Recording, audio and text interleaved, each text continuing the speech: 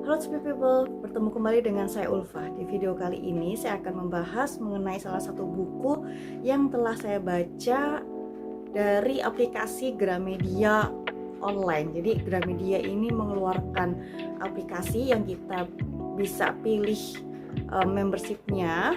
Jadi Gramedia ini mengeluarkan aplikasi yang kita bisa bayar secara membership atau periode bulanan ataupun tahunan, dan di situ terus people bisa memilih buku-buku yang ingin dibaca mulai dari fiksi maupun non fiksi. Oke, jadi saya mendapatkan buku Assessment Center yang sebetulnya buku ini digunakan untuk melakukan asesmen di pejabat tinggi pemerintahan. Namun sejatinya assessment center ini adalah suatu metode atau proses kita untuk menilai seseorang yang fit di suatu jabatan tertentu. Jadi assessment center ini berbeda dengan psikotes. Apabila psikotes adalah mengungkap potensi, tetapi assessment center ini adalah mengungkap kompetensi yang dimiliki oleh seorang individu. Jadi assessment center ini bukan suatu lembaga atau tempat, tetapi assessment center ini adalah suatu proses. Sebelumnya assessment center ini digunakan pada saat Perang Dunia Pertama, yaitu saat Jerman memilih militernya yang akan ikut berperang.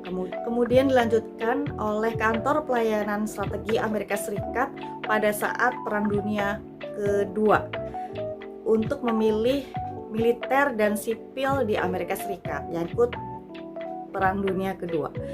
Nah, kemudian di tahun 1950-an, AT&T atau American Telephone and Telegraph itu adalah suatu lembaga yang berbasis di bidang komunikasi, adalah perusahaan pertama yang menggunakan assessment center untuk menilai pejabat-pejabat tinggi di perusahaan tersebut. Nah, kemudian assessment center masuk ke Indonesia pada tahun 1990 atau lebih tepatnya di Telkom Indonesia mengadopsi assessment center di November 1990. Sehingga hingga saat ini Telkom Indonesia telah memiliki lembaga assessment center-nya sendiri. Assessment center juga memiliki kekhasan dari teknik-teknik yang lainnya, yaitu dia harus multi asesor dan juga multi teknik.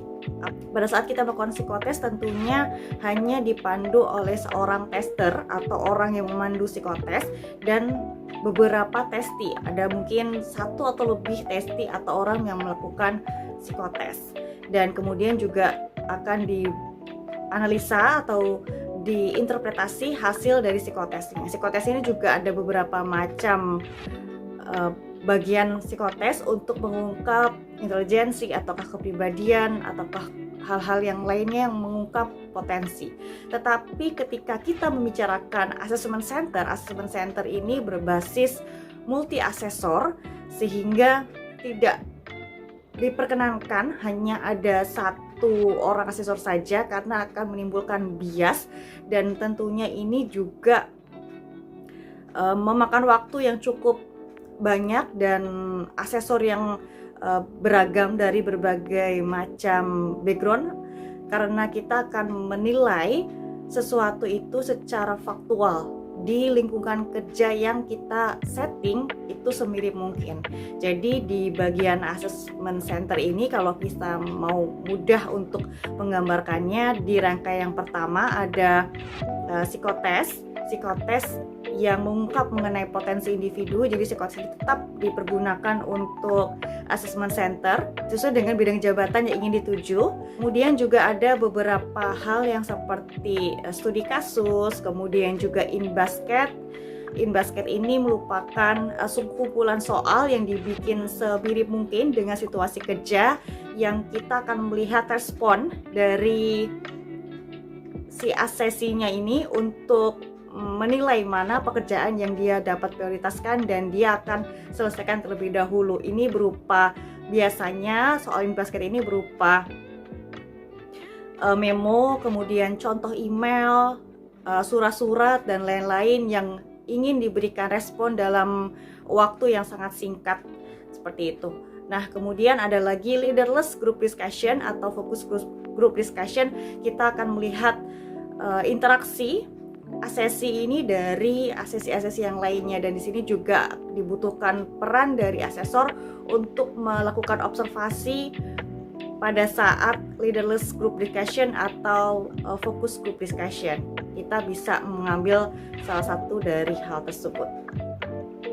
Kemudian diakhiri dengan adanya interview perilaku atau interview cek background yang akan kita lihat dari biasanya form atau misalnya kurikulum vitae dari si asesinya sendiri, yang sebelum pada proses assessment center ini kita minta asesi untuk melengkapi CV terbarunya atau juga mengisi form yang telah disediakan oleh pihak manajemen. Nah, kurang lebih assessment center yang saya perkenalkan ke Tusmi People itu dulu. Mungkin di lain kesempatan kita akan membicarakan assessment center dengan lebih detail dan apa saja sih manfaat assessment center di lingkungan korporasi atau di perusahaan swasta. Terima kasih sudah menonton video ini. See you.